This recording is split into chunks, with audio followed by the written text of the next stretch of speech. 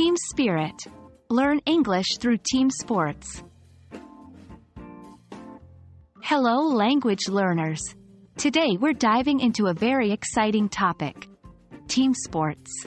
Not only are these activities fun and great for our health, they're also full of vocabulary and phrases that can help you improve your English. Let's get started. Team sports are athletic games where individuals work together towards a common goal, usually winning the game. Some popular team sports include football, soccer in the US, basketball, volleyball, cricket, and rugby.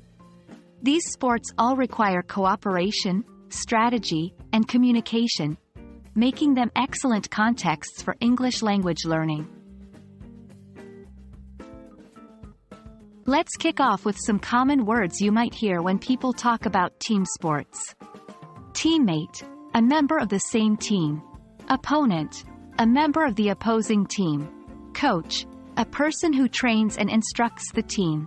Referee, an official who makes sure the game is played fairly. Score, the number of points each team has earned. Win, to achieve victory in a game. Lose, to be defeated in a game. Tie, when both teams have the same score. Strategy, a plan of action designed to achieve a specific goal. Now, let's practice using these words in sentences. Our team won the game because of our strong strategy. My teammate passed the ball to me. The opponent team played very aggressively. The referee called a foul. The coach is training us hard for the next match. Despite our best efforts, we lost the match. The game ended in a tie. Asking questions is a great way to interact and learn. Here are a few questions related to team sports. Who won the match yesterday? What's the score? Who is your favorite teammate? What strategy does your team use to win the game? Who is the coach of your team? That's a wrap, folks. We hope this video was a fun and interactive way for you to learn some English vocabulary around team sports.